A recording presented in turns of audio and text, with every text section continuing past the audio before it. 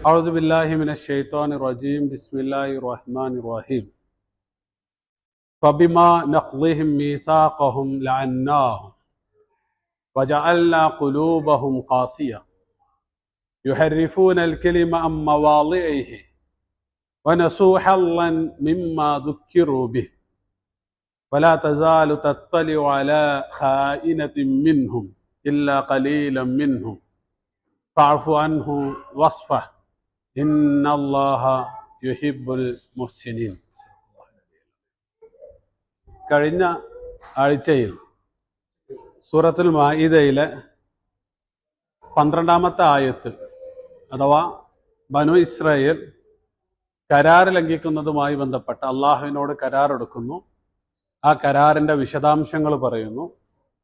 പിന്നെ എന്താണ് അവർ ചെയ്യുന്നത് എന്നുള്ളത് ഈ ആയത്തിൽ പറയുന്നുണ്ട്. അപ്പൊ കഴിഞ്ഞ ആയത്തിലെ അവസാനത്തില് കുറച്ച് ഭാഗങ്ങൾ ബാക്കിയുണ്ട്.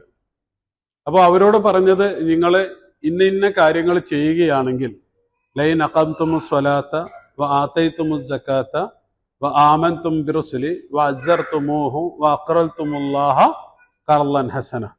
അപ്പോൾ ഇതൊക്കെ നിങ്ങൾ ചെയ്യുകയാണ് എങ്കിൽ നിങ്ങളുടെ പാപങ്ങൾ ഉകഫിറന്ന അൻകും സയ്യിആതികും. അത് നമ്മൾ പറഞ്ഞു കഴിഞ്ഞതാണ്. അടുത്തതും നമ്മൾ തുടങ്ങി വെച്ചതാണ്. വല ഉദ്ഖിലന്നകും ജന്നാത്തിൻ തജ്രി മിൻ തഹ്തിഹൽ അൻഹാർ. അപ്പോ പാപങ്ങളോട് കൂടി ആരും സ്വർഗത്തിൽ പ്രവേശിക്കില്ല. അതിനു മുമ്പ് പാപങ്ങളൊക്കെയും അള്ളാഹു മാറ്റിക്കളയും, അല്ലെങ്കിൽ മറച്ചു കളയും, കഴുകി വൃത്തിയാക്കി കളയും. എന്നിട്ടാണ് വല ഉദ്ഖിലന്നകും, തീർച്ചയായും നിങ്ങളെ ഞാൻ പ്രവേശിപ്പിക്കും, ജന്നാത്തിൻ തജ്രി മിൻ തഹ്തിഹൽ അൻഹാർ. വിശുദ്ധ ഖുർആനിലെ ധാരാളം കേട്ട പ്രയോഗങ്ങളിൽ ഒന്നാണ് ജന്നാത്തുൻ തജ്രി മിൻ തഹ്തിഹൽ അൻഹാർ. അപ്പൊ അതിലെ ഒന്നാമത്തേത് ജന്നത്ത് എന്നുള്ളതാണ്. ജന്നത്ത് എന്നുള്ള പദം ജന്ന എന്ന് പറഞ്ഞാൽ സത്തറ, മറച്ചു എന്നാണ് അർത്ഥം. അങ്ങനെ ഇലകൾ കൊണ്ട് മറക്കപ്പെട്ട ഇടതൂർന്ന തോട്ടങ്ങൾക്ക് മാത്രമേ അറബി ഭാഷയിൽ ജന്നാത്ത് എന്ന് പറയുകയുള്ളൂ. ആ ജന്നാത്തിൽ തന്നെ 3 കാര്യങ്ങളാണ് ലഭിക്കുക. ഒന്ന് ഫലങ്ങൾ ലഭിക്കും, രണ്ടാമത്തേത് തണലുകൾ ലഭിക്കും, മൂന്നാമത്തേത് കുളിരുകൾ ലഭിക്കും. എന്ന് മാത്രമല്ല, അങ്ങനെയുള്ള തോട്ടങ്ങളുടെ ജന്നാത്ത് എന്ന് പറയുമ്പോൾ നിരവധി തോട്ടങ്ങളാണ്, എണ്ണമറ്റ തോട്ടങ്ങളാണ്. അപ്പൊ ഇതാണ് ജന്നാത്തിൻ എന്ന് പറയുന്ന അറബി ഭാഷയുടെ മനോഹരമായ പ്രയോഗം വിശുദ്ധ ഖുർആൻ കടമെടുത്തിട്ടുള്ളത്. അത് ജന്ന മറക്കുക എന്നുള്ള അർത്ഥത്തിൽ, ജിന്ന് മറഞ്ഞു നിൽക്കുന്നത് എന്നുള്ള അർത്ഥത്തിൽ ഒക്കെ വിശുദ്ധ ഖുർആൻ പ്രയോഗിച്ചിട്ടുണ്ട്. ഫലമ്മ ജന്ന അലൈഹിൽ ലൈലു എന്നൊക്കെ വിശുദ്ധ ഖുർആൻ ധാരാളമായിട്ട് പ്രയോഗിച്ചിട്ടുണ്ട്. ജന്നാത്തിൻ. എന്നിട്ട് ആ ജന്നത്തിനെ കുറിച്ച് ഇപ്പോ തണലായി, ഭക്ഷണമായി, കുളിരായി. ഇനി എന്താ വേണ്ടത്? ഇനി വെള്ളമാണ് വേണ്ടത്. അപ്പൊ അതാണ് അടുത്തത്. തജ്രി മിൻ തഹ്തിഹൽ അൻഹാർ. അതിന്റെ താഴ്ഭാഗത്തോടുകൂടി നെഹ്ർ, അതിന്റെ ജമ്മാണ് അൻഹാർ. എന്താണ് സാധനം? പുഴകൾ ഒഴുകുന്നു എന്ന് പറയുന്നത്. ഇപ്പൊ പുഴകൾ എന്നുള്ളത് വളരെ മനോഹരമായ ഒരു പ്രയോഗമാണ്.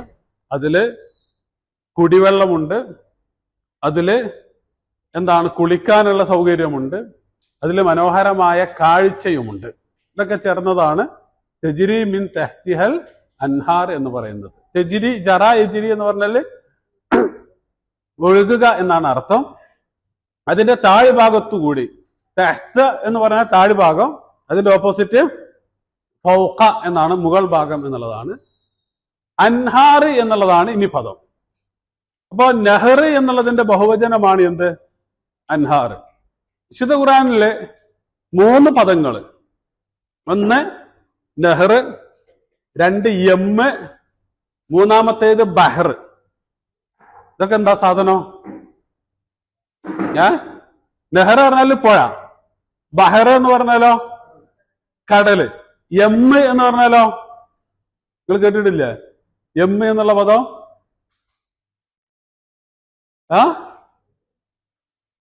അനിഖ്ദി ഫീഹി ഫിത്താബൂതി ഫഖ്ദി ഫീഹി ഫിൽ യമ്മി ഫൽയുൽഖിഹിൽ യമ്മു ബിസ്സാഹിൽ. ആരെ ചരിത്രത്തിലാ? മൂസാ നബി അലൈഹി സ്വലാത്തു വസ്സലാമിന്റെ ചരിത്രത്തിൽ അദ്ദേഹത്തെ മൂസാ നബിയുടെ ഉമ്മയോട് പറയാണ്, നീ ഒരു പെട്ടിയിലാക്കുക, പെട്ടിയിലാക്കിയിട്ട് പുഴയിലെറിഞ്ഞത് കടലിലെറിഞ്ഞത്? നദിയിൽ നിന്ന് അല്ലെ? രണ്ടിലും അല്ല. പുഴയിലാണ് കടലിലാണ് എറിഞ്ഞത്? പുഴയാണോ കടലാണോ? യമ്മി എന്നാണ് പ്രയോഗിച്ചത്. അറബി ഭാഷയില് പുഴക്ക് പ്രയോഗിക്കുന്നത് നെഹ്റ് എന്നാണ്, കടലിന് പ്രയോഗിക്കുന്നത് ബഹ്റ് എന്നാണ്. അപ്പോ 3 പദപ്രയോഗങ്ങൾ. 1 നെഹ്റ്, 2 യമ്മ്, 3-മത്തേത് ബഹ്റ്. നെഹ്റ് എന്ന് പറഞ്ഞാല് ചെറിയ പുഴകൾക്കാണ് സാധാരണ നെഹ്റ് എന്ന് പറയുന്നത്. നെഹ്റിന്റെ ഒരു പ്രത്യേകത നീങ്ങിപ്പോകും എന്നുള്ളത്. വെള്ളം ഇങ്ങനെ ഒഴുകിക്കൊണ്ടിരിക്കുന്ന സാധനമാണ് നെഹ്റ്. അതിൽ നിന്ന് നീങ്ങിപ്പോകുന്നത് എന്നുള്ളതിൽ നിന്നാണ് നെഹ്റ് വന്നിട്ടുള്ളത്. അതിൽ നിന്ന് തന്നെയാണ് നഹാറ്, പകലിനെ കുറിക്കുന്ന നഹാറ്, നീങ്ങിപ്പോകുന്നത് എന്നുള്ള പദം കടന്നു വന്നിട്ടുള്ളത്. എന്നാൽ ബഹർ എന്ന് പറയുന്നത് വിശാലതയെ കുറിക്കുന്ന പ്രയോഗമാണ്. അതുകൊണ്ട് വിശുദ്ധ ഖുർആൻ അത് പൊതുവായി പ്രയോഗിച്ചതാണ്. എന്ന് പറഞ്ഞാൽ പോസിറ്റീവായിട്ടും നെഗറ്റീവായിട്ടൊക്കെ വിശുദ്ധ ഖുർആൻ എന്ത് പ്രയോഗിച്ചിട്ടുണ്ട്? ബഹർ എന്നുള്ള പദം പ്രയോഗിച്ചിട്ടുണ്ട്. വഇദ് ഫറഖ്നാ ബിക്കുമുൽ ബഹറ ഫഅൻജയ്നാകും വഅഗ്റഖ്നാ ആല ഫിർഔന വഅൻതും തൻദുറൂൻ എന്നൊക്കെ പറയുന്നുണ്ട്. അപ്പൊ ബഹർ എന്നുള്ളത് വിശാലമായ ഒരു പ്രയോഗമാണ്. പോസിറ്റീവായിട്ടും നെഗറ്റീവായിട്ടും അതിന്റെ വിശാലമായ കടൽ, നമ്മളൊരു പെരുങ്കടൽ എന്നൊക്കെ പറയുന്ന രൂപത്തിൽ പ്രയോഗിക്കുന്ന സാധനമാണ് ബഹർ എന്നുള്ളത്. എന്നാൽ യമ്മ് എന്ന് പറയുന്നത് ഭാഷയില് ധാരാളം വെള്ളമുള്ള സ്ഥലം എന്നുള്ളതാണ് അതിന്റെ ഭാഷയിലുള്ള അർത്ഥം. ധാരാളം വെള്ളമുള്ള സ്ഥലം എന്നാണ് ഭാഷയിൽ അതിന്റെ അർത്ഥം. അതുകൊണ്ട് വിശുദ്ധ ഖുർആൻ ഈ പദം നെഗറ്റീവായിട്ട് മാത്രമേ പ്രയോഗിച്ചിട്ടുള്ളൂ. എന്ന് പറഞ്ഞാൽ ഭയത്തിന്റെ സന്ദർഭത്തിൽ, അതല്ലെങ്കിൽ ശിക്ഷയുടെ സന്ദർഭത്തിൽ, ഈ സന്ദർഭങ്ങളിൽ മാത്രമാണ് വിശുദ്ധ ഖുർആന് യമ്മ് എന്നുള്ള പദം പ്രയോഗിച്ചിട്ടുള്ളത്. കാരണം എന്താണ്? അവിടെയൊക്കെ ധാരാളം വെള്ളത്തെ കുറിക്കണം. ഓക്കെ, അതായത് ഫറോവയെ മുക്കിയെടുത്ത് യമ്മ് എന്ന് പ്രയോഗിക്കുന്നുണ്ട്. ഫനബദ്നാഹു ഫിൽ യമ്മി എന്നൊക്കെ വിശുദ്ധ ഖുർആൻ പറയുന്നുണ്ട്. അതുപോലെ തന്നെ മൂസാ നബിയുടെ ചരിത്രത്തില് ഫഇദാ ഖിഫ്തി അലൈഹി ഫഅൽഖീഹി ഫിൽ യമ്മി, അതല്ലെങ്കിൽ അൻഖ്ദി ഫീഹി ഫിത്താബൂതി ഫഖ്ദി ഫീഹി ഫിൽ യമ്മി എന്ന് പറയുന്നുണ്ട്. അപ്പൊ യമ്മി എന്നുള്ളത് ധാരാളം വെള്ളമുള്ള സ്ഥലം എന്നുള്ള അർത്ഥത്തിലാണ്. അതേസമയം അത് സമുദ്രത്തിൽ നിന്നാണ്, ഇതിൽ നിന്നാണ്, യമ്മിൽ നിന്നാണ് ശരിക്ക് പുഴകൾ പുറത്തേക്ക് ഒഴുകി വരുന്നത്. അതായത് കടൽ എന്ന് പറയുന്നത് വിശാലമായ മൊത്തത്തിലുള്ള പ്രയോഗമാണെങ്കിൽ പുഴകളെ വേർതിരിക്കുന്ന അല്ലെങ്കിൽ പുഴകൾക്ക് വഴി കൊടുക്കുന്ന ധാരാളം വെള്ളമുള്ള സ്ഥലങ്ങൾക്കാണ് എന്ത് പറയുക? യമ്മി എന്ന് പറയുക. ധാരാളം വെള്ളം എന്നുള്ളതാണ് അടിസ്ഥാനം. അപ്പൊ ഈ പ്രയോഗങ്ങള് ഒറ്റ സെന്റൻസിൽ അല്ലെങ്കിൽ ചുരുക്കി പറഞ്ഞാല് നെഹ്റ് എന്ന് പറയുന്നത് ഏറ്റവും ചെറിയ പുഴ അല്ലെങ്കിൽ വെള്ളമൊഴുകുന്ന പുഴയാണ് നെഹ്റ് എങ്കിൽ, വിശാലമായ സമുദ്രമാണ് ബഹർ എങ്കിൽ, സമുദ്രത്തിൽ നിന്ന് പുഴകൾക്ക്, നെഹ്റുകൾക്ക് വഴി കൊടുക്കുന്ന ഭാഗം, ആഴമുള്ള നല്ല വെള്ളമുള്ള ഭാഗമാണ് യമ്മ് എന്നുള്ളത്. ബഹർ എന്നുള്ളത് പോസിറ്റീവായും നെഗറ്റീവായും വിശുദ്ധ ഖുർആൻ പ്രയോഗിച്ചിട്ടുണ്ട്. നെഹ്റ് എന്നുള്ളത് വിശുദ്ധ ഖുർആന് സ്വർഗത്തിലേക്ക് ചേർത്താണ് ധാരാളമായി പ്രയോഗിച്ചിട്ടുള്ളത്. യമ്മ് എന്നുള്ളത് വിശുദ്ധ ഖുർആൻ നെഗറ്റീവ്, അതല്ലെങ്കിൽ ഭയത്തിന്റെ വേളയിൽ, ശിക്ഷയുടെ വേളയിൽ മാത്രമാണ് പ്രയോഗിച്ചത്. ക്ലിയർ? അപ്പൊ ഇതാണ് ഈ പറയുന്ന ബഹർ, നെഹ്ർ, യമ്മ് തമ്മിലുള്ള വ്യത്യാസങ്ങൾ. ഖുർആനിൽ എവിടെ നോക്കിയാലും യമ്മ് ഈ അർത്ഥത്തിലല്ലാണ്ട് നിങ്ങൾക്ക് കാണാൻ കഴിയുകയില്ല. അപ്പൊ തെജിരി മിൻ തഹ്തിഹൽ അൻഹാർ. അപ്പൊ ഇവിടെ പുഴകളാണ്. അപ്പൊ പുഴകൾ 1 സൗന്ദര്യമാണ്, 2 കുടിവെള്ളമാണ്, 3 കുളിവെള്ളമാണ്. അപ്പൊ ഈ എല്ലാ അർത്ഥത്തിലുമുള്ള പ്രയോഗമാണ് ഈ പറയുന്ന. അതുപോലെ തന്നെ തോട്ടങ്ങൾക്ക് വെള്ളം, ആവശ്യമായ വെള്ളം നൽകുന്ന ഒരു സംവിധാനം കൂടിയാണ്. അപ്പൊ തെജ്രി മിൻ തഹ്തിഹൽ അൻഹാർ. ഇതാണ് വിശ്വാസികൾക്ക് അല്ലാഹു സുബ്ഹാനഹു വ തആല വാഗ്ദാനം ചെയ്യുന്നത്. അതായത് ബനു ഇസ്രായേലിനോട് നിങ്ങൾ ഇതൊക്കെ ചെയ്താൽ നിങ്ങൾക്ക് ഇതൊക്കെ ലഭിക്കും. അത് കഴിഞ്ഞിട്ട് വമൻ കഫറ ബഅദ ദാലിക മിൻകും ഫഖദ് ളല്ല സവാഅസ് സബീൽ. വമൻ കഫറ, ആര് നിഷേധിക്കുന്നുവോ, അതായത് കരാർ എടുക്കുമ്പോൾ കൃത്യമായിട്ട് പറയും, നിങ്ങൾ കരാറ് പാലിച്ചാൽ നിങ്ങൾക്ക് ഇന്ന ഇന്ന ഗുണങ്ങൾ ഉണ്ടായിരിക്കും. നിങ്ങൾ കരാറ് ലംഘിച്ചാൽ അല്ലെങ്കിൽ നിങ്ങൾ നന്ദികേട് കാണിച്ചാൽ നിങ്ങൾക്ക് ഇന്ന ഇന്ന ദോഷങ്ങൾ ഉണ്ടായിരിക്കും. അതാണ് വമൻ കഫറ ബഅദ ദാലിക മിൻകും. അതിനുശേഷം നിങ്ങളിൽ നിന്ന് ആയത്ത് നോക്കണേ, എന്തെങ്കിലും വ്യത്യാസങ്ങളുണ്ടെങ്കിൽ പറയണം കേട്ടോ. എന്താണ് ആരെങ്കിലും ലംഘിച്ചു കളഞ്ഞാൽ, അതല്ലെങ്കിൽ അതിനെ മറച്ചു വെച്ച് കഴിഞ്ഞാൽ, ഫഖദ് വല്ല, അവൻ വഴി തെറ്റിയിരിക്കുന്നു. അപ്പൊ വല്ല എന്നുള്ള പദം രണ്ട് രൂപത്തിൽ വിശുദ്ധ ഖുർആന് പ്രയോഗിച്ചിട്ടുണ്ട്. ഒന്ന് വഴി തെറ്റിയത്, വല്ല എന്നുള്ളത് വഴി തെറ്റിയത് എന്നുള്ള അർത്ഥത്തിൽ ശരിക്കും വിശുദ്ധ ഖുർആൻ പ്രയോഗിച്ചിട്ടുണ്ട്. വഴി അറിയാത്തത് എന്നും വിശുദ്ധ ഖുർആൻ പ്രയോഗിച്ചിട്ടുണ്ട്. അപ്പോ വവജദക ളാല്ലൻ, റസൂൽ സല്ലല്ലാഹു അലൈഹി വസല്ലമയെ കുറിച്ച് താങ്കൾ വഴി തെറ്റിയവനായി എന്നല്ല, എന്ന് പറഞ്ഞാൽ വഴി അറിയാത്തവനായി. ഈ സാധാരണ മൃഗങ്ങളൊക്കെ നമ്മളിങ്ങനെ കൂട്ടത്തിൽ ഇങ്ങനെ പോകുന്ന സമയത്ത് മൃഗങ്ങളെ കാണാതായി നിൽക്കുക, വഴി തെറ്റിപ്പോയി നിൽക്കുക. അതിന് അറബി ഭാഷയിൽ ളാല്ലത്ത് എന്ന് പറയാം. ളാല്ലത്തുൽ ഇബ്ല് എന്നൊക്കെ പറയും. എന്ന് പറഞ്ഞാൽ വഴി അറിയാതെ പോയതാണ്. അപ്പൊ അതിനാണ് ശരിക്കും ലല്ല എന്ന് പറയുക. അപ്പൊ അങ്ങനെ മനുഷ്യന്മാര് എന്താണ് മണ്ണിൽ ലയിച്ച് മരിച്ചു തീരുന്നതിന് വിശുദ്ധ ഖുർആൻ ഈ പദം ഇദാ ളലൽനാ ഫിൽ അർളി വഖാലു ഇദാ ളലൽനാ ഫിൽ അർളി എന്ന് സൂറത്ത് സജദയിൽ അല്ലാഹു സുബ്ഹാനഹു വ തആല പ്രയോഗിച്ചിട്ടുണ്ട്. അപ്പൊ അതാണ് ലല്ല എന്നുള്ളത്. അപ്പൊ ഇവിടെ വഴി തെറ്റി എന്നാണ്. ഫഖദ് ലല്ല സവാ അസ്സബീൽ. സവാ എന്ന് പറഞ്ഞാൽ സബീ, നേരായ എന്നുള്ളതാണ്. സബീൽ എന്ന് പറഞ്ഞാൽ എന്താണ്? എന്താണ് സബീൽ എന്ന് പറഞ്ഞാല്? വഴി. അതിന്റെ ബഹുവചനം എന്താണ്? സുബുല് എന്നാണ് അതിന്റെ ബഹുവചനം. സിറാത്ത് എന്ന് പറഞ്ഞാൽ എന്താ? അത് വേറെ വഴി അല്ലെ, മാർഗം. അതിന്റെ ജന്മം എന്താണ്? ബഹുവചനം എന്താണ്? എല്ലാ വഴികളുടെ എല്ലാ ബഹുവചനം ഒരുപോലെ വരുന്നത്. അപ്പുറം വളിഞ്ഞ് സുറുത്ത്, സിറാത്ത്, സുറുത്ത്. ഇനി ഒന്നും കൂടി ഉണ്ട് വഴിക്ക്, ത്വരീഖ്. ത്വരീഖ് എന്നുള്ളതിന്റെ ബഹുവചനം എന്താണ്? തുറുഖ്. അപ്പൊ ഇതാണ് ഈ മൂന്ന് പദങ്ങളും വിശുദ്ധ ഖുർആൻ പ്രയോഗിച്ചിട്ടുണ്ട്. സിറാത്ത് എന്നുള്ളതും ത്വരീഖ് എന്നുള്ളതും പിന്നെ സബീൽ എന്നുള്ളതും. എന്താ വ്യത്യാസം?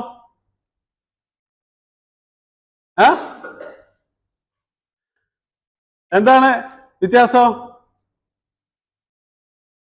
സിറാത്ത് എന്ന് പറഞ്ഞാല് അറബി ഭാഷയില് വിശാലമായ വളവുകളൊന്നുമില്ലാത്ത വഴിക്കാണ് എന്ത് പറയുക, എത്ര ആളുകൾക്കും വഴി തെറ്റാതെ എത്രയും നേരം യാത്ര ചെയ്യാം, അങ്ങനെയുള്ള വഴി. അതുകൊണ്ട് വിശുദ്ധ ഖുർആന് ഈ പദം ബഹുവചനമായിട്ട് പ്രയോഗിച്ചിട്ടില്ല, ഏകവചനമായിട്ട് മാത്രമേ പ്രയോഗിച്ചിട്ടുള്ളൂ. എന്നാൽ സബീല് എന്ന് പറയുന്ന പദം എളുപ്പമുള്ള വഴി എന്നാണ്. അത് ബഹുവചനമായിട്ട് വിശുദ്ധ ഖുർആൻ പ്രയോഗിച്ചിട്ടുണ്ട്, പോസിറ്റീവായിട്ട് സന്മാർഗത്തിലേക്കുള്ള വഴി എന്നുള്ള അർത്ഥത്തിലും പ്രയോഗിച്ചിട്ടുണ്ട്, നെഗറ്റീവായിട്ടും പ്രയോഗിച്ചിട്ടുണ്ട്.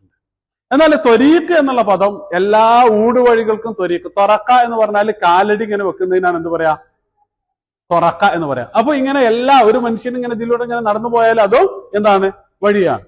അതാണ് ത്വരീഖ് എന്നുള്ളത്. ഈ മൂന്ന് പദങ്ങളും വിശുദ്ധ ഖുർആൻ പ്രയോഗിക്കുന്നതിന്റെ ഒരു സാഹചര്യം നേരത്തെ പറഞ്ഞത് ഇസ്ലാമിലേക്ക് ചേർത്തിട്ടാണ് സിറാത്ത് പറയുന്നത്. വ അന്ന ഹാദാ സിറാത്തി മുസ്തഖീമ, ഇത് എന്റെ വഴിയാണ്, ചൊവ്വായ വഴിയാണ്, വിശാലമാണ്, ഒരു വളവും തിരിവുമില്ലാതെ നേരെ പോകുന്ന വഴിയുമാണ്. അതുകൊണ്ട് പിന്നെ അതിന് വിശാലമാണ് എന്നുള്ളത് കൊണ്ട് പിന്നെ അതിന് എന്താക്കേണ്ടതില്ല, കുറെ വഴികൾ ഉണ്ടാക്കേണ്ടതില്ല, ഒറ്റ വഴി മതി. കാരണം എല്ലാരെയും കൊള്ളാൻ ആ വഴി പ്രാപ്തമാണ് എന്നുള്ളതാണ്. എന്നാല് സബീല് എന്നുള്ള പദം വിശുദ്ധ ഖുർആൻ നെഗറ്റീവായിട്ടും പോസിറ്റീവായിട്ടും പ്രയോഗിച്ചിട്ടുണ്ട്. അതിനുള്ള കാരണം എന്താണെന്ന് ബഹുവചനത്തിൽ തന്നെ പ്രയോഗിച്ചിട്ടുണ്ട്. അതിനുള്ള കാരണം എന്താണെന്ന് വെച്ചാൽ ദുന്യാവില് സന്മാർഗത്തിലേക്ക് നയിക്കുവാൻ ഒരുപാട് വഴികളുണ്ട്, അതുപോലെ ദുർമാർഗത്തിലേക്ക് നയിക്കുവാൻ ഒരുപാട് വഴികളുണ്ട്. പല ആളുകളും ഹിദായത്തിലെത്തിയത് എന്തോ ചെറിയ നിസ്സാരമായ എന്തെങ്കിലുമൊക്കെ കണ്ടിട്ടായിരിക്കും എന്താണ് സന്മാർഗത്തിലേക്ക് എത്തുന്നത്. അതുപോലെ തന്നെയാണ് ദുർമാർഗത്തിലേക്കും എത്തുക. അപ്പൊ നേരത്തെ പറഞ്ഞ ആയത്തിന്റെ അവസാനത്തിൽ വഅന്ന ഹാദാ സിറാത്തി മുസ്തഖീമ വലാ തത്തബിഉസ് സുബുല ഫതഫറഖ ബികും അൻ സബീലി, നിങ്ങള് ഈ കെട്ട വഴികളൊന്നും എന്താക്കരുത്, സ്വീകരിക്കരുത് എന്ന് പറയുന്നുണ്ട്. അതേസമയം മറ്റൊരായത്തില് യഹ്ദീ ബിഹില്ലാഹു മനിത്തബഅ റിദ്വാനഹു സുബുലസ്സലാം, അവിടെയും സുബുല് എന്നുള്ള പദം പ്രയോഗിക്കുന്നുണ്ട്. അള്ളാഹുവിന്റെ മാർഗം, അള്ളാഹുവിന്റെ തൃപ്തി ആഗ്രഹിച്ച ആളുകളെ സമാധാനത്തിന്റെ വഴികളിലേക്ക് അള്ളാഹു നടക്കും. അപ്പൊ ഇതാണ് ഈ മൂന്ന് പദങ്ങൾ തമ്മിലുള്ള ത്വരീഖ് എന്നുള്ളത് ത്വരീഖ് ജഹന്നം എന്നും മറ്റർത്ഥത്തിലും രണ്ട് പോസിറ്റീവായിട്ടും നെഗറ്റീവായിട്ടും ഉപയോഗിച്ചിട്ടുണ്ട്. അത് നടന്നു ചെല്ലുക, നമ്മളിങ്ങനെ തെരഞ്ഞു ചെല്ലുന്ന എന്താണ് വഴി എന്നുള്ള അർത്ഥത്തിൽ, അല്ലെങ്കിൽ നടന്നിപ്പോ നമ്മളെ വീട്ടിലേക്കൊക്കെ വഴികൾ ഉണ്ടായിരിക്കും, സ്ഥിരമായിട്ട് ആളുകൾ നടക്കുന്നത്, അതിനൊക്കെ എന്ത് പറയും? ത്വരീഖ് എന്ന് പറയും. വണ്ടിയൊന്നും പോവാത്ത സാധാ വഴികൾ. അപ്പൊ ഇതാണ് സബീലും ത്വരീഖും സിറാത്തും തമ്മിലുള്ള വ്യത്യാസം. അതില് ത്വരീഖ് എന്നുള്ളതും സബീല് എന്നുള്ളതും പോസിറ്റീവായിട്ടും നെഗറ്റീവായിട്ടും പ്രയോഗിക്കും. സിറാത്ത് എന്നുള്ളത് മാത്രം പോസിറ്റീവായിട്ട് മാത്രം ഏകവചനമായിട്ട് മാത്രമേ പ്രയോഗിക്കുകയുള്ളൂ. അപ്പൊ ഇവിടെ സവാ സബീൽ എന്ന് പറഞ്ഞാല് നേരായ വഴി എന്ന് പറഞ്ഞാൽ അസബീൽ അസവി, ത്വരീഖ് സവി എന്നോ സിറാത്ത് സവി എന്നോ ഒക്കെ അതിന് പറയാം. അതാണ്. അപ്പോ ഇത് ഈ പറയുന്ന വഴിയാണ് നമസ്കാരം, സകാത്ത്, പ്രവാചകന്മാരിൽ വിശ്വസിക്കല്, അവരെ സഹായിക്കല്, എന്താണ് ദാനധർമ്മം, അള്ളാഹിന്റെ ദീനിന്റെ മാർഗത്തിൽ ചെലവഴിക്കല്. ഇതൊക്കെയാണ് എന്ത്? സ്വർഗത്തിലേക്ക് കടക്കാനുള്ള വഴി. എന്നാൽ ആരെങ്കിലും ഇത് മാറ്റി വെച്ചിട്ടുണ്ടെങ്കിൽ അവര് നേരായ മാർഗത്തിൽ നിന്ന് മാറ്റി വെച്ചിരിക്കും. അപ്പോ ഇതാണ് നമ്മൾ ആരോട് പറഞ്ഞത്? ബനു ഇസ്രായേലിനോട് പറഞ്ഞത്. ബനു ഇസ്രായേൽ എന്താ ചെയ്തത്? അതാണ് അടുത്തത്. ഇത്രയൊക്കെ കൃത്യമായിട്ട് നമ്മൾ കാര്യങ്ങൾ പറഞ്ഞു കൊടുത്തിട്ട് ബനു ഇസ്രായേലിന്റെ ഒരു സ്വഭാവം എന്ന് പറയുന്നത് കരാറ് ലംഘിക്കുക എന്നുള്ളതാണ് അവരുടെ സ്വഭാവം. അത് അവരുടെ രക്തത്തിൽ, അവരുടെ ചരിത്രത്തിൽ അലിഞ്ഞു ചേർന്നതാണ്. അതുകൊണ്ടാണ് ജൂതന്മാരുമായിട്ട് എന്ത് പറ്റില്ല? കരാറ് പറ്റില്ല എന്ന് പറയുന്നത്. ഇപ്പോഴും നമ്മൾ ലോകത്ത് കണ്ടുകൊണ്ടിരിക്കുന്ന സാധനമാണത്. ഈ പറയുന്ന 1948 ഇസ്രായേൽ എന്ന് പറയുന്ന ജാര സന്തതി ലോകത്ത് പിറന്നു വീണിട്ട് ഇന്ന് ഈ 2024 വരെ എത്ര കരാറുകളിൽ അവർ ഒപ്പിട്ട് എന്നും അതിൽ ഏതെങ്കിലും ഒരു കരാർ ഇപ്പോൾ നിലനിൽക്കുന്നുണ്ടോ എന്ന് ചോദിച്ചാൽ വിശുദ്ധ ഖുർആൻ പറയുന്നത് എത്ര കൃത്യമാണ് എന്ന് മനസ്സിലാക്കാൻ കഴിയും. എന്ന് പറഞ്ഞാല് നമ്മൾ മറ്റത് ഇബ്രാഹിം നബി എന്നൊക്കെ കേൾക്കുമ്പോൾ അത് പണ്ടത്തെ എന്നത്തോ സാധനമാണ് എന്ന് പറയുമ്പോൾ, പക്ഷെ ഖുർആൻ പറയുന്ന ജൂതന്മാർ ഇപ്പോഴും ഒരു വ്യത്യാസവും ഇല്ലാതെ അതുപോലെ തന്നെ ഉണ്ട് എന്നുള്ളത് തന്നെ ഒരു വലിയ സംഭവമാണ്. അപ്പോ അള്ളാഹു പറയുന്നത് ഫബിമാ നഖ്ലിഹിം മീസാഖഹും, അവര് കരാർ ലംഘിച്ചു എന്നുള്ളതിനാൽ, അല്ലെങ്കിൽ ലംഘിച്ചു എന്നുള്ളത് കൊണ്ട് മാത്രം, ആ ബാ സബബ് എന്ന് പറയുന്നത് അതായത് കരാർ ലംഘിച്ചതിനാൽ, ഫ എന്ന് പറഞ്ഞാല് അതിന്റെ തഫ്രീ എന്നാണ് പറയാ. എന്ന് പറഞ്ഞാൽ അവിടുന്ന് ഇങ്ങോട്ട് കടന്നിട്ട് ഇവരെ കുറിച്ച് പറയാണ്, ഇവർ അങ്ങനെ ചെയ്തതിനാൽ. ഫബിമാ നഖ്ലിഹിം. അപ്പോ അറബി ഭാഷയില് ഇൻതഖലൽ ജർഹു ബഅദൽ ബുർഇ, മുറി ഉണങ്ങിയതിന് ശേഷം വീണ്ടും പൊട്ടി വന്നു. ഇൻതഖല തഗ്റു ബഅദ സദ്ദി, ഓട്ടയടച്ചതിന് ശേഷം വീണ്ടും തുറന്നു വന്നു. ഇങ്ങനെയൊക്കെയാണ് ഈ പദം പ്രയോഗിക്കാറുള്ളത്. എന്ന് വെച്ചാൽ ഒരു സംഗതി കെട്ടി ഉണ്ടാക്കിയതിന് ശേഷം അല്ലെങ്കിൽ ഭദ്രമാക്കിയതിന് ശേഷം പിന്നെയും അത് പൂർവ്വസ്ഥിതിയിലേക്ക് പൊളിച്ചു മാറ്റുന്നതിനാണ് എന്ത് പറയുക? നഖല എന്ന് പറയുക. വിശുദ്ധ ഖുർആനിൽ വലാ തകൂനു കല്ലത്തി നഖലത്ത് ഗസ്ലഹ, മക്കയിലെ ഒരു ഭ്രാന്തിയെ കുറിച്ച് പറയുന്നുണ്ട്.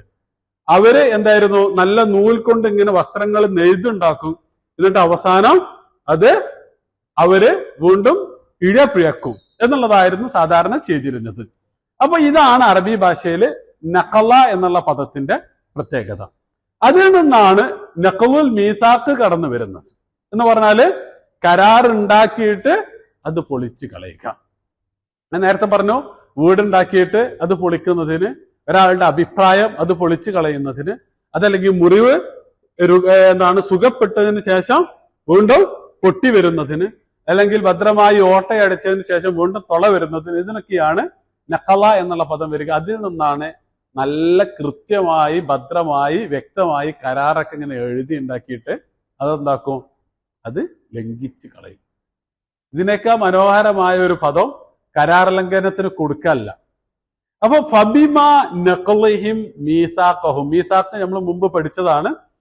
അർളുൻ വസിഖത്തുൻ എന്നൊക്കെ ഉള്ളതിൽ വെച്ചിട്ട് എന്താണ്? നല്ല പുല്ലും വെള്ളമൊക്കെ ഉള്ള സ്ഥലത്തിനാണ് മീസാഖ് എന്ന് പറയാം. അവിടെ കൊണ്ടുപോയിട്ട് നമ്മളുടെ ജീവിതം അർപ്പിക്കുന്നതാണ് മീസാഖ് എന്ന് പറഞ്ഞാൽ വിശ്വസിച്ച് കരാർ ചെയ്യുക എന്നുള്ളത്. അപ്പൊ അങ്ങനെ വിശ്വസിച്ച് കരാർ വ്യക്തമായി ചെയ്തതിന് ശേഷം ആരെങ്കിലും ലംഘിച്ചു കളഞ്ഞ ആളുകൾ ഫബിമാ നഖ്ലിഹിം അവരുടെ ലംഘനം കാരണം മീസാഖഹും അവരുടെ കരാറുകൾ എന്ന് പറഞ്ഞാൽ അവർ തന്നെ എടുത്ത കരാറുകൾ അവർ ലംഘിച്ചു എന്നുള്ളതിനാൽ ലഅന്നാഹും. എന്താ ലഅന്ന എന്ന് പറഞ്ഞാല്? നാം അവരെ എന്താണ് ലായനത്ത്? നമ്മൾ സാധാരണ ലായനത്തുള്ളാഹി അലൈഹി ഒക്കെ പറയണതല്ല. എന്താണ്? ശാപം എന്നാണ് പറയുക. എന്താണ് ശരിക്ക് ആ പദത്തിന്റെ പ്രത്യേകത? ഈ നമ്മള് അറബി ഭാഷയില് ലഅനത്ത് എന്ന് പറയുമ്പോൾ ലഅന എന്ന് പറഞ്ഞാൽ തൊറത, ആട്ടി അകറ്റി എന്നാണ് പറയാ. നമ്മളെ പാടത്തൊക്കെ കൃഷിസ്ഥലങ്ങളിലൊക്കെ അതിലെ ശല്യം ചെയ്യാൻ വരുന്ന പക്ഷികള്, ജീവജാലങ്ങള്, അതിനൊക്കെ ആട്ടി ഓടിക്കുന്നതിന് വേണ്ടി ഇങ്ങനെ ഒരു പ്രതിമ വെക്കും, ഒരു കോലം. ആ കോലത്തിനാണ് ശരിക്കും ലഈനി എന്ന് പറയുക. എന്ന് പറഞ്ഞാൽ ആട്ടി ഓടിക്കാൻ ഉപയോഗിക്കുന്ന സാധനം എന്നുള്ളത്. അപ്പൊ അതിൽ നിന്നാണ് ലഅനത്ത്, ലഅന എന്നൊക്കെയുള്ള പദം വന്നിട്ടുള്ളത്, ആട്ടി ഓടിക്കുക. അപ്പോ അങ്ങനെ അള്ളാഹുവിന്റെ അനുഗ്രഹങ്ങളിൽ നിന്ന് ആട്ടിയകറ്റപ്പെട്ടവർ എന്നുള്ളതാണ് ഫബിമാ നഖ്ലിഹിം മീസാഖഹും ലഅന്നാഹും, നാം അവരെ ആട്ടിയോടിച്ചിരിക്കുന്നു നമ്മുടെ അനുഗ്രഹങ്ങളിൽ നിന്ന്, നമ്മുടെ ഗുണങ്ങളിൽ നിന്ന്, ഖൈറുകളിൽ നിന്ന്. എന്നിട്ടോ വജഅൽനാ ഖുലൂബഹും ഖാസിയ, നാം അവരുടെ ഹൃദയങ്ങളെ ഖാസിയത്താക്കി തീർക്കുകയും ചെയ്തിരിക്കുന്നു. വജഅൽനാ എന്ന് പറഞ്ഞാൽ നാം ആക്കി, അള്ളാഹ് ആക്കുക എന്ന് പറഞ്ഞാൽ അള്ളാഹ് ഇങ്ങനെ പിടിച്ചിട്ട് ഒരാളെ ഹൃദയം നല്ലതാണ്, വേറൊരാളുടെ ഹൃദയം മോശമാവണം, അങ്ങനെയൊന്നും അള്ളാഹ് ചെയ്യൂല. നേരെ മറിച്ച് ഓരോരുത്തരുടെയും പ്രവർത്തനം അനുസരിച്ചാണ് അവരുടെ ഹൃദയങ്ങൾ ഇങ്ങനെ മാറിക്കൊണ്ടിരിക്കുക. എല്ലാ ആളുകളും ശുദ്ധപ്രകൃതിയിലാണ് ജീവിക്കുന്നത്. തെറ്റ് ചെയ്യുന്ന ഹൃദയം ഇങ്ങനെ തെറ്റിലേക്ക് പോയിക്കൊണ്ടിരിക്കും, നന്മ ചെയ്യുന്ന ഹൃദയം നന്മ കുതിച്ചുകൊണ്ടേയിരിക്കും. അതാണ്, അതല്ലാണ്ട് അള്ളാഹ് ആക്കൂല. അപ്പൊ അതുകൊണ്ടാണ് ഫബിമാ നഖ്ലിഹിം മീസാഖ് എന്ന് പറഞ്ഞത്. എന്ന് പറഞ്ഞാല് അവർ കരാർ ലംഘിച്ച് അവസാനം അവർക്ക് ഒരു ലജ്ജയില്ലാത്ത ഒരവസ്ഥയിലേക്ക് അവര് മാറി. അതാണ് വജഅൽനാ ഖുലൂബഹും ഖാസിയ. എന്താണ് ഖുലൂബ് എന്ന് പറഞ്ഞാല്? ഏകവചനം എന്താ? ഖൽബ്. അല്ലെ? ഖൽബ് എന്നുള്ളതിന്റെ ബഹുവചനമാണ് ഖുലൂബ് എന്ന്. പിന്നെ വേറെ എന്താ പദം ഉള്ളത്? ഒരു ഫുആദ് എന്ന് പറയുന്ന ഒരു സാധനം കൂടി ഉണ്ട്. ഫുആദ് എന്ന് പറഞ്ഞാൽ എന്താണ്?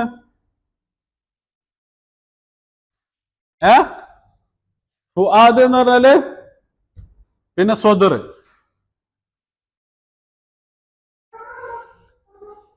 ഇതൊക്കെ എന്താണ്? ഇതൊക്കെ ഹൃദയ. ഒക്കെ ഹൃദയ ശരിയാവില്ലല്ലോ. ഏതെങ്കിലും ഒന്നേ ഹൃദയാക്കാൻ പറ്റുള്ളൂ.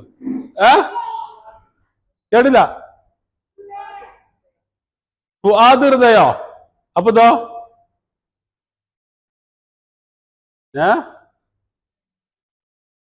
അതായത് സ്വദർ എന്ന് പറഞ്ഞാൽ ശരിക്കും ഇതിന്റെയൊക്കെ കവചം എന്ന് പറഞ്ഞാൽ ഈ ഭാഗത്തിന് പറയുന്ന പേരാണ് സ്വദർ എന്ന് പറഞ്ഞാൽ. അതുകൊണ്ടാണ് വലാകിൻ തഅമൽ ഖുലൂബുൽ ലത്തീ ഫി സുദൂർ എന്ന് പറയുന്നത്.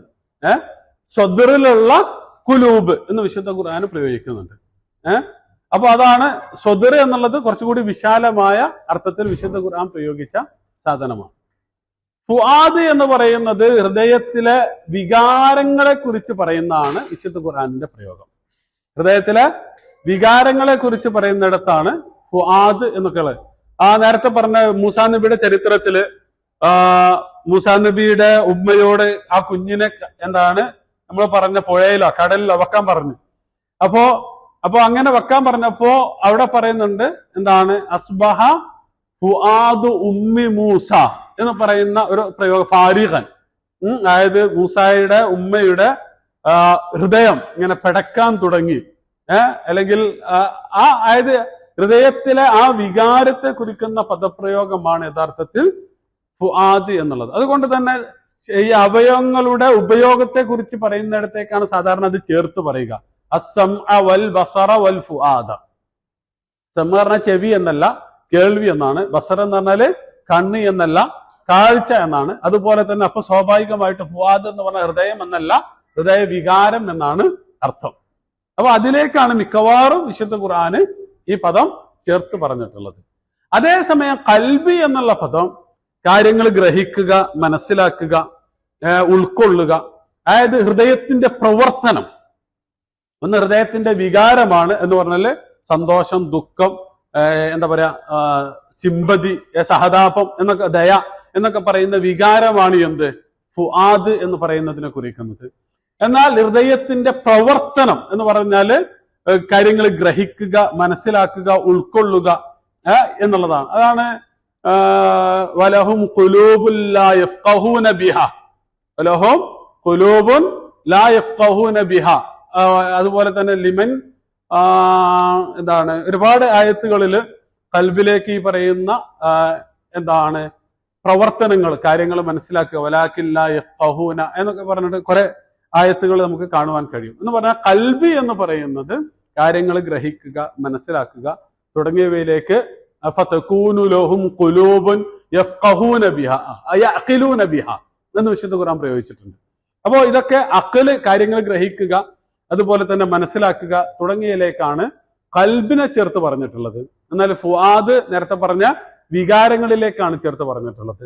സ്വദർ എന്ന് പറയുന്നത് കുറച്ചുകൂടി വിശാലമായ അർത്ഥത്തിൽ, ഇതെല്ലാം ഉൾക്കൊള്ളുന്ന അർത്ഥത്തിലാണ് സ്വദർ എന്ന് പറയുന്നത്. അതായത് വികാര, വിചാര, പ്രവർത്തനങ്ങളൊക്കെ ഉൾക്കൊള്ളുന്ന, ഫുആദും കൽബും ചേരുന്ന രൂപത്തിൽ ഉൾക്കൊള്ളുന്ന രൂപത്തിലുള്ള പ്രയോഗമാണ് എന്തിനെ കുറിച്ചുള്ളത്? സ്വദറിനെ കുറിച്ച് ഉള്ളത്. ഓക്കെ, അപ്പൊ ഇതാണ് വജഅൽനാ ഖുലൂബഹും, നാം അവരുടെ ഹൃദയത്തെ ആക്കി ഖാസിയത്തൻ. എന്താ ഖാസിയത്ത് എന്ന് പറഞ്ഞാല്? ഖസ യഖുസു എന്നാണ്.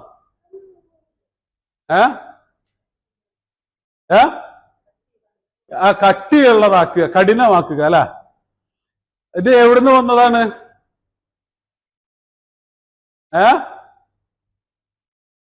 അപ്പൊ ഇത് ഖാസിയത്ത് എന്നുള്ള പദം അറബി ഭാഷയിലെ അർലുൻ ഖാസിയത്തുൻ, അർലുൻ ഖാസിയത്ത് എന്ന് പറഞ്ഞാൽ ഒരു പുല്ലും മുളക്കാത്ത ഭൂമിക്കാണ് അർലുൻ ഖാസിയത്ത് എന്ന് പറയുക. ആമുൻ ഖാസിൻ എന്ന് പറഞ്ഞാല് ഒരു മഴയും പെയ്യാത്ത ഒരു വർഷം എന്ന് പറഞ്ഞാൽ വരൾച്ച നിറഞ്ഞ വർഷത്തിനാണ് ആമുൻ ഖസിയുൻ എന്നോ അല്ലെങ്കിൽ ഖാസിൻ എന്നോ പറയുന്നത്. ലൈലത്തുൻ ഖാസിയത്തുൻ എന്ന് പറഞ്ഞാൽ ഒരു പ്രകാശവും ഇല്ലാത്ത ഇരുട്ട് നിറഞ്ഞ രാത്രിക്കാണ് എന്ന് പറയുന്നത്. എന്ന് പറഞ്ഞാല് ഖസ എന്ന് പറഞ്ഞാൽ അതിൽ പിന്നെ ഒന്നും ബാക്കി ഉണ്ടാവില്ല. എന്ന് പറഞ്ഞാൽ വെള്ളമില്ല, അതല്ലെങ്കിൽ ആളുകളോട് അനുകമ്പയില്ല, ദയയില്ല എന്ന് പറഞ്ഞാൽ മൃദുല വികാരങ്ങളൊന്നുമില്ലാത്ത രൂപത്തിൽ ഹൃദയത്തെ പാറയാക്കി മാറ്റുന്നതാണ് ഖാസിയത്ത് എന്ന് പറയുന്നത്. അപ്പൊ ഇതാണ് അള്ളാഹു സുബ്ഹാനഹു വ തആല ഇവിടെ പ്രയോഗിച്ചിട്ടുള്ളത്. അർലുൻ ഖാസിയത്തുൻ, അർലുൻ ഖാസിയത്തുൻ എന്ന് പറഞ്ഞാല് ഒരിക്കലും ഒരു ചെടിയും മുളക്കാത്ത ഭൂമിക്കാണ് എന്ത് പറയാ? അർലുൻ ഖാസിയത്തുൻ. ലൈലത്തുൻ ഖസിയത്തുൻ എന്ന് പറഞ്ഞാല് ഈ ലൈലത്തുൻ മുസ്ലിമത്തുൻ, കൂരിരട്ട് നിറഞ്ഞ രാത്രിക്കാണ് ലൈലത്തുൻ ഖസിയത്തുൻ എന്ന് പറയാം. അപ്പൊ ഇനി ഖാസിയത്തുൻ എന്നുള്ളതിന്റെ ഘടന ശരിക്ക് ഫായിലത്തുൻ എന്നും ഫഈലത്തുൻ എന്നുള്ളതും ഈ പറയുന്ന മുബാലക്ക് വരും, സ്ട്രോങ് കൂട്ടാനും വേണ്ടിയിട്ട് വരും. ഇപ്പോ എന്താ പറയാ, നഫ്സുൻ സക്കിയത്തുൻ എന്നും പറയും, നഫ്സുൻ സാക്കിയത്തുൻ എന്ന് പറയും. അത് രണ്ടും മുബാലകയാണ്, ഏറ്റവും പരിശുദ്ധമായ എന്നുള്ള അർത്ഥത്തിൽ. അതുപോലെ തന്നെ ഇംറഅത്തുൻ ഷഹീദത്തുൻ എന്നും ഇംറഅത്തുൻ ഷാഹിദത്തുൻ എന്ന് പറയും. അപ്പൊ ഈ ഖാസിയത്തുൻ എന്ന് പറയുന്നത് യഥാർത്ഥത്തിൽ ഈ ഇസ്മുത്ത് എന്താ പറയാ, ഈ മുബാലകയെ കുറിക്കുന്ന മസ്ദറാണ്. മുബാലക എന്ന് പറഞ്ഞാൽ അതികഠിനമായത്. നേരത്തെ പറഞ്ഞത് അതിൽ തന്നെ ആ പദത്തിൽ തന്നെ എന്തുണ്ട്? കഠിനം, കാഠിന്യത്തിന്റെ അങ്ങേയറ്റം നിലനിൽക്കുന്നുണ്ട്. അതിന്റെ കൂടെ ആ ഘടനയും എന്താണ്? അതികഠിനമായ എന്നുള്ളതിന് കുറിക്കുന്നതാണ് ഖാസിയത്ത്. ചില ഭാഷാ പണ്ഡിതന്മാരെ പറയുന്നത് ഇപ്പൊ ഈ അല്ലാമ, നമ്മൾ അല്ലാമ എന്നൊക്കെ പറയും ചില ആളുകളെ കുറിച്ച്, അല്ലാമ ഷെയ്ഖ് അൽ ഖർലാവി എന്നൊക്കെ പറയും. അല്ലാമ എന്ന് പറഞ്ഞാൽ ആലിമിന്റെ ഒക്കെ ഏറ്റവും ടോപ്പ് ലെവലാണ്. അപ്പൊ അല്ലാമയിൽ ഒരു താ ഉണ്ട്, ആ താ ആണ് ഇവിടെ ഖാസിയത്തിലെ താ എന്ന് ചില ആളുകൾ പറയാറുണ്ട് എന്ന് പറഞ്ഞാൽ ചില ഭാഷാ പണ്ഡിതന്മാർ പറഞ്ഞു. എന്ന് പറഞ്ഞാൽ അതികഠിനമായത്, ഈ കാഠിന്യത്തിന്റെ ഏറ്റവും മൂർത്ത രൂപം. അപ്പോ ശരിക്ക് ജൂതന്മാര് കഠിന ഹൃദയരാണ് എന്നുള്ളതിന് പ്രത്യേകിച്ച് ഇപ്പൊ ഖുർആന് ഈ പറഞ്ഞതൊന്നും വേണ്ട. ശരിക്കും നിലനിൽക്കുന്ന ലോകത്ത് ജീവിക്കുന്നത്. എന്ന് പറഞ്ഞാല് ആരെ ഉപദ്രവിച്ചാലും ഒരു ചെറിയ കുഞ്ഞിനെ കൊല്ലാൻ ഒരു മനുഷ്യനും തോന്നില്ല. അതല്ലെങ്കിൽ അവരെ തീയിലിട്ട് കരിക്കാന്, അവരുടെ മേലിലേക്ക് ബോംബെറിയാന്, മാസങ്ങളോളം അവർക്ക് ഭക്ഷണവും വെള്ളവും കൊടുക്കാതെ എന്താണ് ഹോസ്പിറ്റലുകൾ വരെ തകർക്കാന്, അഭയസങ്കേതങ്ങളിൽ ചെന്നിട്ട് എന്താണ് ബോംബ് വർഷിക്കാൻ, ഇതൊക്കെ സാധാരണ ഒരു മനുഷ്യർക്ക് അതുകൊണ്ടാണല്ലോ ഇപ്പോ ഇന്നലെ യൂറോപ്പിൽ ഒരാള് എന്താണ് ആത്മഹത്യ ചെയ്യുന്നുണ്ട്, തീ കൊളുത്തിയിട്ട് മരിക്കുന്നുണ്ട്. മുസ്ലിങ്ങളും നല്ലത്, അയാൾ എന്തിനാ മരിക്കുന്നത്? ഗസയിൽ നടന്നുകൊണ്ടിരിക്കുന്നതിൽ പ്രതിഷേധിച്ചുകൊണ്ടാണ്. എന്ന് പറഞ്ഞാല് ഇതിന് വിശ്വാസമൊന്നും ആവശ്യമില്ല. ഒരു സാധാരണ മനുഷ്യന് കോമൺ സെൻസ്, അവന്റെ ഒരു സാധാരണ ഒരു ഫീലിംഗ് വെച്ചിട്ട് അംഗീകരിക്കാൻ കഴിയാത്ത കാര്യങ്ങളാണിത്.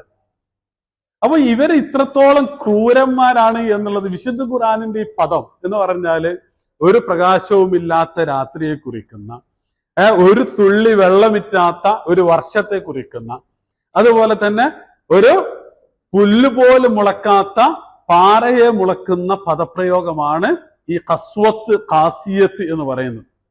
അത് തന്നെയല്ലേ ശരിക്കും കാണുന്നത്. അപ്പോ അത് ആരെ കുറിച്ചാണ് പറയണത്? ഖുർആൻ പറയുന്നത് അവരെ കുറിച്ച് മാത്രമാണ് പറയുന്നത്. അതാണ് വജഅൽന സുമ്മ ഖസത്ത് ഖുലൂബുഹും എന്ന് പറയുന്നുണ്ട് മറ്റിടത്ത്.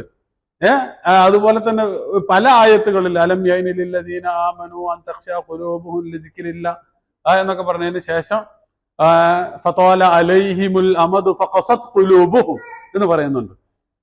അപ്പോ ഇത് ശരിക്ക് ജൂതന്മാരെ കുറിച്ച് വിശുദ്ധ ഖുർആൻ പറഞ്ഞത് എത്ര കൃത്യമാണ് എന്ന് നമുക്ക് മനസ്സിലാക്കാൻ കഴിയും. അതാണ് വജഅൽനാ ഖുലൂബഹും ഖാസിയ എന്ന് പറഞ്ഞാൽ കരാറ് ലംഘിച്ച് ലജ്ജ കെട്ട് ഹൃദയത്തില് ഒരു വികാരവും ഇല്ലാതെ ജീവിക്കുന്നവരാണ് അവർ എന്നാണ് ഖുർആൻ പറഞ്ഞു വെക്കുന്നത്.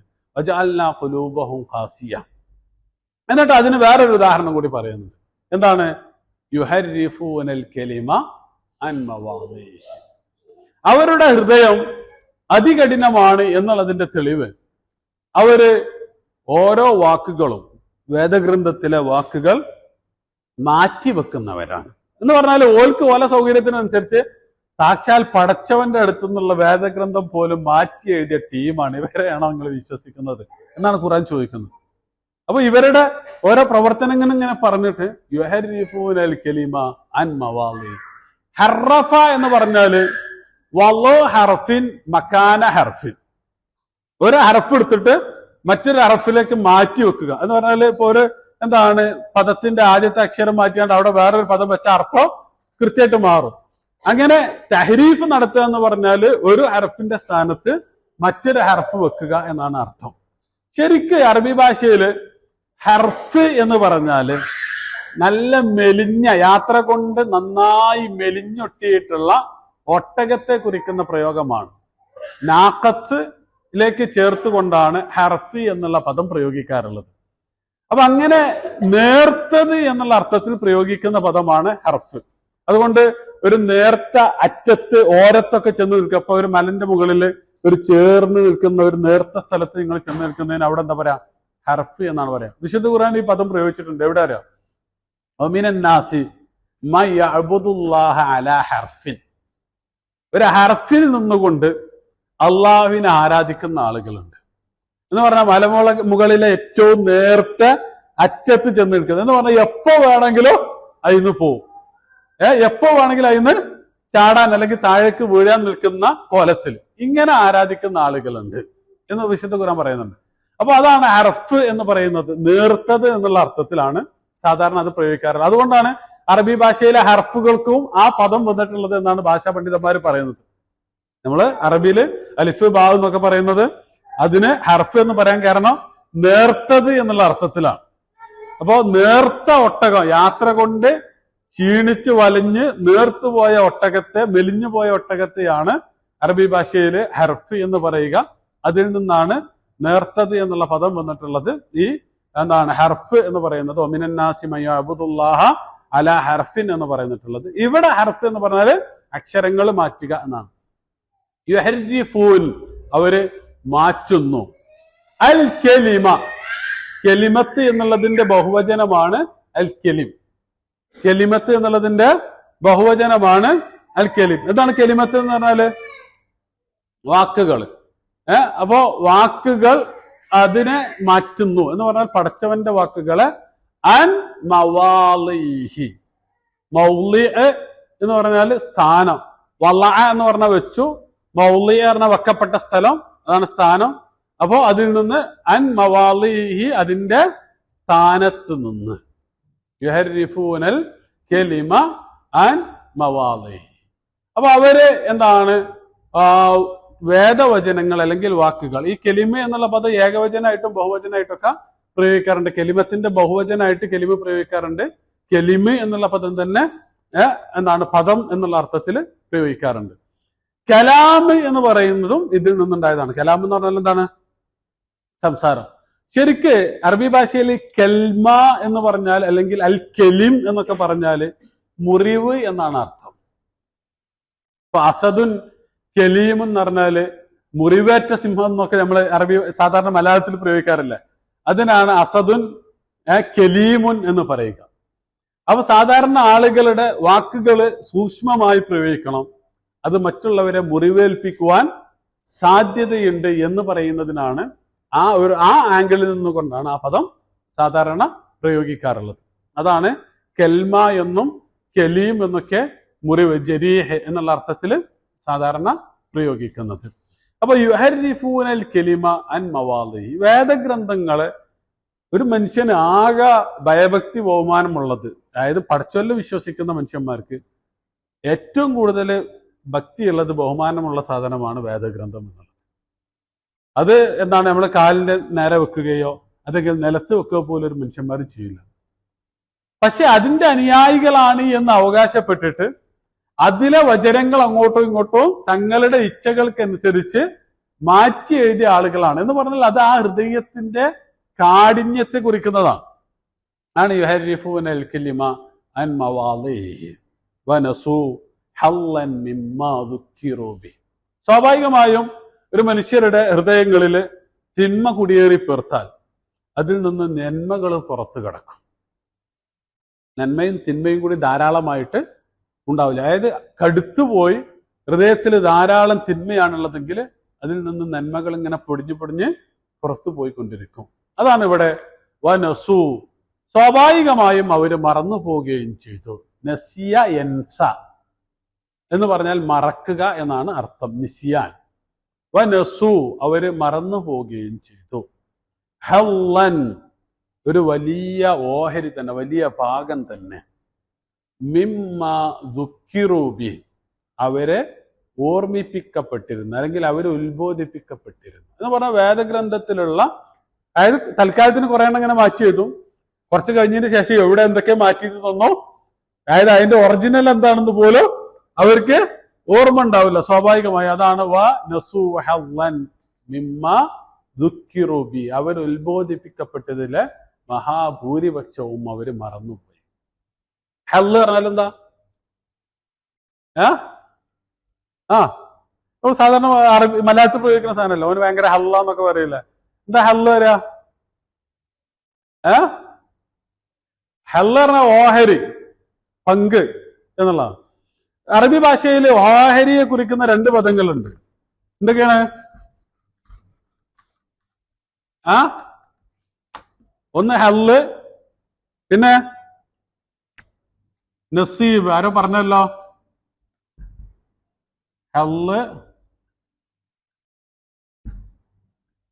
നസീബ്.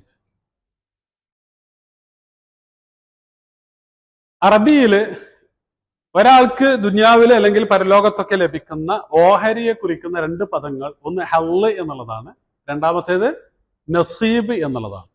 നസീബ് എന്നുള്ളത് പോസിറ്റീവായും നെഗറ്റീവായും പ്രയോഗിക്കപ്പെടും. വിശുദ്ധ ഖുർആൻ തന്നെ അദാബിലേക്ക് ചേർത്തും അള്ളാഹുവിന്റെ നിഅമത്തിലേക്ക് ചേർത്തും. അപ്പൊ നിഅമത്തിൽ നിന്നുള്ള നസീബ്, അദാബിൽ നിന്നുള്ള നസീബ് എന്നുള്ള അർത്ഥത്തിലൊക്കെ വിശുദ്ധ ഖുർആൻ ഈ പദം പ്രയോഗിച്ചിട്ടുണ്ട്. പക്ഷെ ഹല്ല് എന്നുള്ള പദം ആകെ ഗുണത്തിലേക്ക്, പോസിറ്റീവായിട്ട് അനുഗ്രഹത്തിലേക്ക് ചേർത്തുകൊണ്ടാണ് പ്രയോഗിച്ചിട്ടുള്ളത്. അപ്പൊ ഇവിടെ വേദഗ്രന്ഥം, വേദജ്ഞാനം എന്നുള്ളത് ഒരു മനുഷ്യന്റെ ഏറ്റവും വലിയ അനുഗ്രഹമാണ്. അതാണ് വനസൂ ഹല്ലൻ മിമ്മ ദുഃഖിറൂ ബിഹി എന്ന് പോസിറ്റീവായിട്ട് അള്ളാഹു പ്രയോഗിച്ചത്. അത് ഒരിക്കലും ഹല്ല് എന്നുള്ള പദം ഭാഷയിൽ നെഗറ്റീവായിട്ട് പ്രയോഗിക്കാറ് ഇല്ല. ഹള്ളി എന്നുള്ളത് ഇവിടെ നെക്കിറയായിട്ടാണ് വന്നിട്ടുള്ളത് എന്ന് പറഞ്ഞാല് ഒരു ചെറിയ അംശമൊന്നുമല്ല അവർക്ക് മറന്നുപോയിട്ടുള്ളത് എന്ന് പറഞ്ഞാൽ വേദഗ്രന്ഥത്തിന്റെ സിംഹഭാഗവും അവര് മറന്നുപോയിരിക്കുന്നു.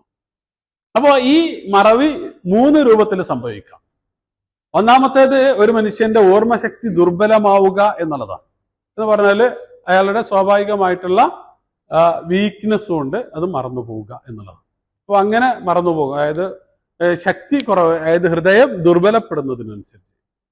രണ്ടാമത്തേത് ഒരാൾ ബോധപൂർവം മറക്കുക എന്നുള്ളതാണ്. അതായത് എനിക്കത് വേണ്ട, അവഗണിക്കുക എന്നുള്ള അർത്ഥത്തിൽ. മൂന്നാമത്തേത് തിന്മ ചെയ്യുന്നതിനനുസരിച്ച് നന്മ നഷ്ടപ്പെട്ട് പോവുക എന്നുള്ളതാണ്. അപ്പൊ ഈ 3 രൂപത്തിലും വേണമെങ്കിൽ അതിനെ വ്യാഖ്യാനിക്കാവുന്നതാണ്. കാരണം ഇവരുടെ പ്രവർത്തനത്തിന്റെ ഫലമായിട്ടാണ് ഫബിമാ നഖളിഹിം മീസാഖഹും എന്നിലേക്ക് ചേർത്തുകൊണ്ടാണ് വിശുദ്ധ ഖുർആൻ ഇത് പറഞ്ഞിട്ടുള്ളത്. അപ്പൊ വനസു ഹല്ലൻ മിമ്മാ ദുക്കിറു. എന്നിട്ട് ഇതൊക്കെ ഇങ്ങനെ പറഞ്ഞിട്ട് ഇവിടുന്ന് വേറൊരു പ്രയോഗം വിശുദ്ധ ഖുർആൻ പറയാണ്. പ്രവാചകരെ, അതായത് റസൂലിനോട് അള്ളത് പറയുമ്പോ ഇത് കുറെ മുമ്പുള്ള, അതായത് മൂസാ നബിക്ക് ശേഷമൊക്കെയാണല്ലോ അവർ തൗറാത്തൊക്കെ ഇതാക്കുന്നത്. അപ്പോ അവരെ കുറിച്ചാണ് പറയണത്. എന്നിട്ട് പ്രവാചകനോട് പറയേ, ഇതിപ്പോ നിങ്ങൾക്ക് സംശയം ഉണ്ടെങ്കിൽ വലാ തസാലു തത്തലിഉ അലാ ഖായിനത്തിൻ മിൻഹും ഇല്ലാ ഖലീലൻ മിൻഹും. അത് പണ്ടത്തെ കാര്യം എന്നല്ല, ഇപ്പോഴും അങ്ങനെ തന്നെയാണ്. നമ്മളോട് പറയുമ്പോഴും അങ്ങനെ തന്നെ. അള്ളാഹിനോട് പറയാ, അള്ളാഹ് റസൂലിനോട് പറയാ, വലാ തസാലു തത്തലിഉ അലാ ഖായിനത്തിൻ മിൻഹും. താങ്കൾക്ക് അവരിലെ വഞ്ചകരെ താങ്കൾ ഇപ്പോഴും കണ്ടുകൊണ്ടിരിക്കുന്നുണ്ട്. ഖുർആന്റെ പ്രയോഗം നോക്കി, താങ്കൾ ഇപ്പോഴും അവരിലെ വഞ്ചകരെ അല്ലെങ്കിൽ അവരുടെ വഞ്ചനയെ താങ്കൾ ഇപ്പോഴും കണ്ടുകൊണ്ടിരിക്കുന്നുണ്ട് എന്ന് പറഞ്ഞാൽ അവരിലെ ഇല്ലാ ഖലീലൻ മിൻഹും, അവരിലെ കുറച്ച് പേരല്ലാണ്ട്. എന്ന് പറഞ്ഞാല് റസൂലിലൊക്കെ വിശ്വസിച്ച അബ്ദുല്ലാഹിബിൻ സലാമിനൊക്കെ പോലെയുള്ള കുറച്ച് നല്ല ആളുകൾ ഇസ്ലാമിലേക്ക് കടന്നു വന്ന ആളുകൾ ഉണ്ടായിരുന്നു. ബാക്കിയുള്ളവരൊക്കെയും ഈ പറയുന്ന വഞ്ചനയുമായി ജീവിക്കുന്നത്. ഇപ്പൊ ലാ തസാലു എന്നുള്ളത് ഈ ഇസ്തിംറാറിനെ കുറിക്കുന്നതാണ്. ഇപ്പോഴും ഇങ്ങനെ നടന്നുകൊണ്ടിരിക്കുന്ന ഒരു സാധനം, പ്രസന്റിലും ഇങ്ങനെ ഓടിക്കൊണ്ടിരിക്കുന്ന ഒരു സാധനം.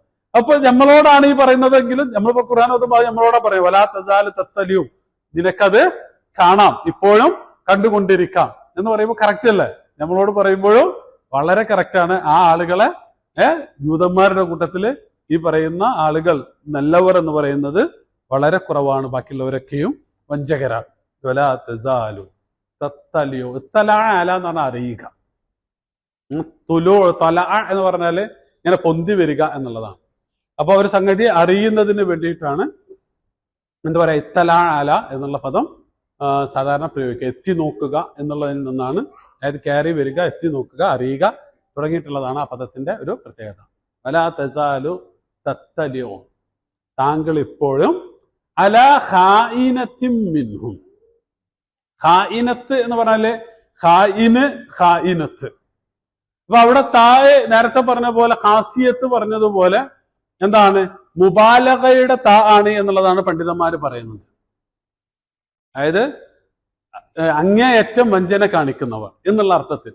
അതാണ് വലാ തസാലു തത്തലിഉ അലാ ഖായിനത്തിൻ മിൻഹും, അവരിലെ വഞ്ചകരെ താങ്കൾക്ക് ഇപ്പോഴും കാണാം, അല്ലെങ്കിൽ വഞ്ചന നടത്തുന്നവനെ താങ്കൾക്ക് ഇപ്പോഴും കാണാം.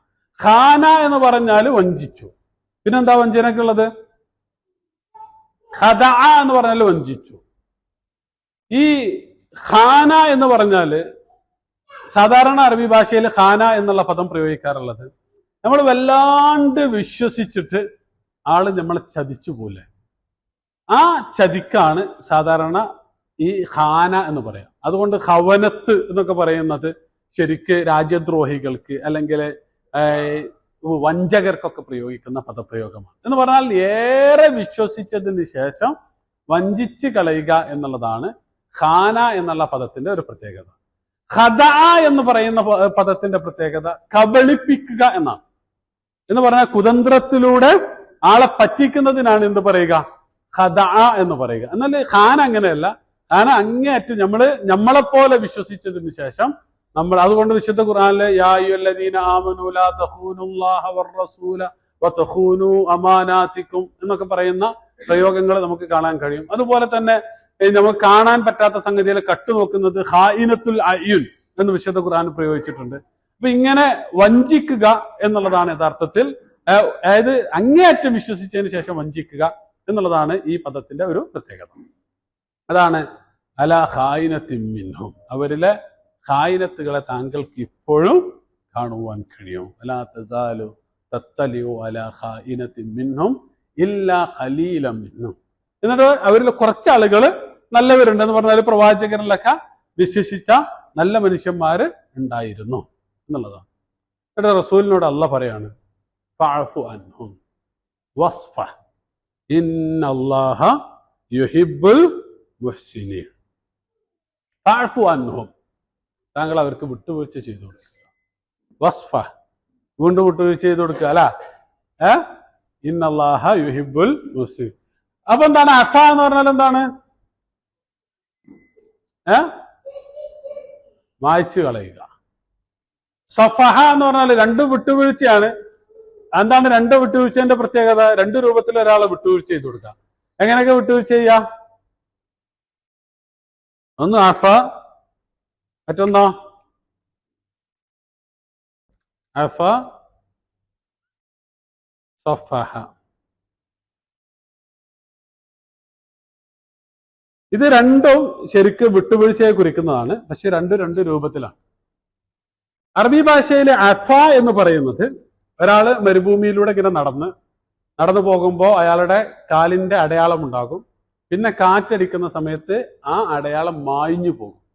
അങ്ങനെ മായ്ഞ്ഞു പോകുന്നതിനാണ് അഫ എന്ന് പറയുക. കാലാനുസൃതമായി മായ്ഞ്ഞു പോകുക എന്നൊക്കെയാണ് അർത്ഥം. വളരെ പ്രസിദ്ധമായ കവിതയില് അഫത്തി ദിയാറു മഅല്ലുഹ ഫമുഖാമുഹ എന്നുള്ള പ്രയോഗം നടക്കുന്നുണ്ട്. എന്നാൽ സഫഹ എന്ന് പറഞ്ഞാൽ അവഗണിക്കുക എന്നാണ്. എന്ന് പറഞ്ഞാൽ ഇത് ഒരാള് നമ്മളോട് ഒരു തെറ്റ് ചെയ്തിട്ട് നമ്മൾ അതാണ് പുറത്തു കൊടുത്തു, പിന്നെ അതിനെക്കുറിച്ച് നമുക്ക് ഒരു ബേജാറുമില്ല എന്ന് പറഞ്ഞാൽ ഫുള്ള് മായിച്ച് കളഞ്ഞു. അതിനാണ് അഫ എന്ന് പറയുന്നത്. സഫഹ എന്ന് പറഞ്ഞിട്ട് ഒരാൾ നമ്മളോട് തെറ്റ് ചെയ്തിട്ട് ആ തെറ്റിനെ നമ്മൾ മെയിൻഡ് ആക്കാതെ നമ്മളുടെ പണി നോക്കിയിട്ട് നടക്കുന്നു. ഇതാണ് എന്ത് പറയാ? സഫഹ എന്ന് പറയാം. എന്ന് പറഞ്ഞാൽ രണ്ടും പ്രതികാരം ചെയ്യാത്ത രീതിയാണ്. അഫ എന്ന് പറഞ്ഞാലും പ്രതികാരം ചെയ്യുന്നില്ല എന്ന് പറഞ്ഞാൽ മായ്ച്ചു കളയാണ്, അതിനെ മെയിൻറ്റേ ആക്കുന്നില്ല. എന്നാൽ സഫഹ എന്ന് പറഞ്ഞാല് അങ്ങോട്ട് ഗൗനിക്കുന്നേ ഇല്ല. ഇതാണ് അത് രണ്ടും തമ്മിലുള്ള വ്യത്യാസം. അപ്പൊ ഒന്നാമത്തേത് ഒരാളുടെ എന്താ പറയാ അങ്ങേയറ്റത്തെ ഔദാര്യമാണ്. അഫ എന്ന് പറഞ്ഞാല് ഒരാൾ തെറ്റ് ചെയ്തിട്ട് അതൊക്കെ മായ്ച്ചു കളഞ്ഞ് ഒന്നും ചെയ്യാത്ത പോലെ അയാളോട് പ്രതികരിക്കുക അല്ലെങ്കിൽ ഇതാക്കുക. എന്നാൽ രണ്ടാമത്തേത് അയാളുടെ തറഫ് ഔന്നിത്യത്തെ കുറിക്കുന്നത് എന്ന് പറഞ്ഞാല് അതൊന്നും നമ്മളുടെ വിഷയമല്ല എന്ന് പറഞ്ഞിട്ട് അയാൾ നമ്മളുടെ വഴി നോക്കിയിട്ട് മാറി നടക്കുക. അതാണ് സഫ എന്ന് പറയുന്നത്. ഒന്ന് ഔദാര്യമാണ്, ഒന്ന് ഔന്നിത്യമാണ്. അതാണ് ഫഅഫു അൻഹും വസ്ഫഹ് ഇന്നല്ലാഹ യുഹിബ്ബുൽ മുഹ്സിനീൻ. തീർച്ചയായും അല്ലാഹു മുഹ്സിനീങ്ങളെ ഇഷ്ടപ്പെടുന്നു. മുഹ്സിൻ എന്ന് പറഞ്ഞാൽ ഇതാണ് ഇഹ്സാൻ.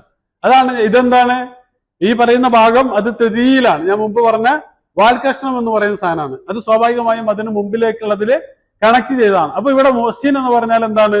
അഫുവും സഫും ഒക്കെ കാണിക്കുന്നവരാണ് ആര്? മുഹ്സിനുകൾ എന്ന് പറഞ്ഞാൽ. അതുകൊണ്ടാണ് അബൂബക്കർ റളിയല്ലാഹു അൻഹുവിനോട് എന്താണ് അള്ളാഹ് ചോദിക്കുന്നുണ്ടല്ലോ മിസ്താഹിന്റെ വിഷയത്തില്.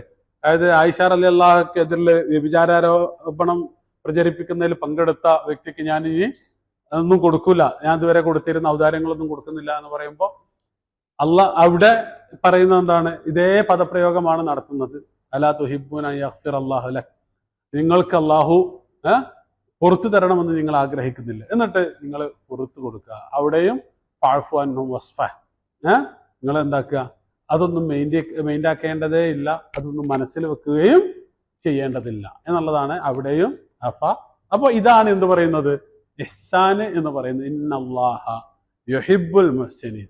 എന്നാലും എന്നോട് അത് ചെയ്തില്ലേ എന്ന് നമ്മളെ മനസ്സിൽ തോന്നുന്നുണ്ടെങ്കിൽ നമ്മളെ ഇഹ്സാനൊന്നും അത്രത്തോളം ഒന്നും എത്തിയിട്ടില്ല എന്നാണ് അർത്ഥം.